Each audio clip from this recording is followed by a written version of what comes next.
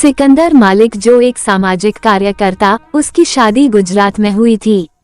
शादी के 2 साल में ही उसका तलाक हो गया था। अब वो अपने माता पिता के साथ पुणे में ही रहती है। अब वो एक संस्था के साथ जुड़ी हुई है जो घरेलू हिंसा के शिकार होने वाली महिलाओं की सहायता करती है। शादी टूटने से कोई भी महिला खुश नहीं रहती है, लेकिन शादी करके जुल्म सहने से अच्छा है कि हम अकेले ही रहे। वैसे तो मेरे पति मेरा बहुत ही अच्छा ख्याल रखते हैं, लेकिन जब उनको गुस्सा आता है तो वो एक अजीब इंसान बन जाते हैं। उनकी आवाज भी भारी हो जाती है। लेकिन मुझे ऐसा लगता था कि उनके गुस्से की वजह से उनके अंदर ऐसा बदलाव आ जाता है, लेकिन ऐसा बिल्कुल नहीं था। उनके ऐसे भयानक रूप के पीछे की सच्चाई कुछ और ही थी।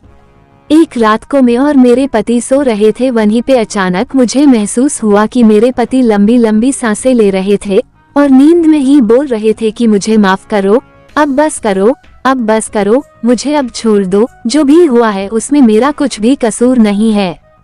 ये सब सुन के तो मेरे रुवाटे खड़े हो गए।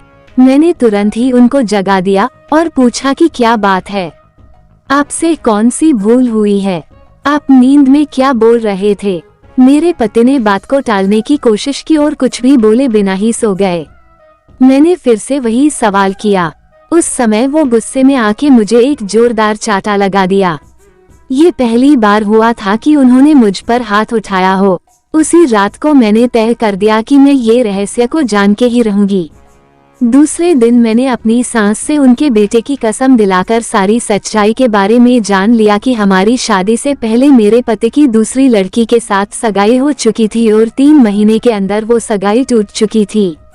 सगाई टूटने कारण वो लड़की ने पंखे से लटकर आत्महत्या कर ली थी और वही लड़की अब प्रेत बनकर मेरे पति को हैरान कर रही है।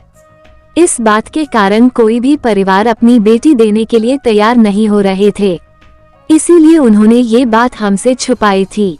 उस रात मैं अपने पति से खूब लड़ाई की और मैंने छुटाछेड़ लेने का फैसला कर लिया, क्योंकि इतनी बड़ी सच्चाई हमसे छुपकर हमें धोखा दिया था।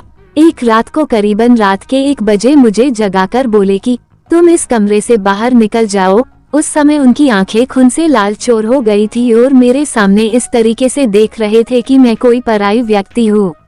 मुझे पता था कि इस समय अगर मैं विरोध करूंगी तो वो मेरे साथ मारपीट करेंगे, इसीलिए मैं चुपचाप वहां से बाहर निकलकर ड्राइंग रूम में आ गई। लेकिन मुझे नींद नहीं आ रही थी, इसीलिए मैं ये सोच रही थी कि मेरी आगे की जिंदगी कैसे बीतेगी।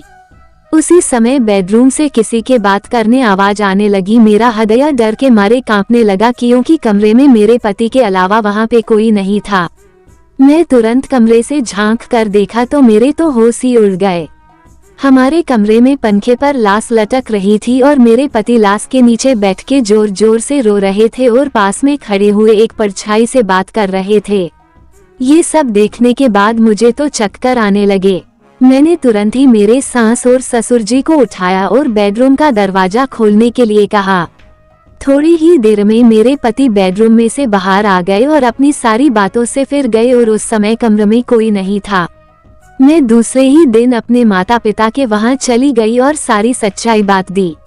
मेरे पिता मुझे एक साधु के वहां ले गई। मैंने उनको भी सारी बातें बता दी। तब उन्होंने जो कहा वो एक चौंकाने वाला रहस्य था। उन्होंने मेरे पति की कुंडली देखकर बोला कि जिस लड़की के साथ तुम्हारे पति की सगाई टूट गई वो तुम्हारे पति और घर वालों के त्रास के कारण मर गई थी और तभी से वो लड़की एक प्रेत बनकर उन सब से बदला ले रही है। तभी से उस लड़की की प्रेत आत्मा ने तुम्हारे पति के शरीर, मन और दिमाग पे कब्जा कर रखा है और वो कभी भी अपना बदला लेने के लिए कभी भी हमला कर सकती है। दूसरे ही दिन मैंने छुटाछेड़ा लेने के लिए कागजात तैयार कर लिए।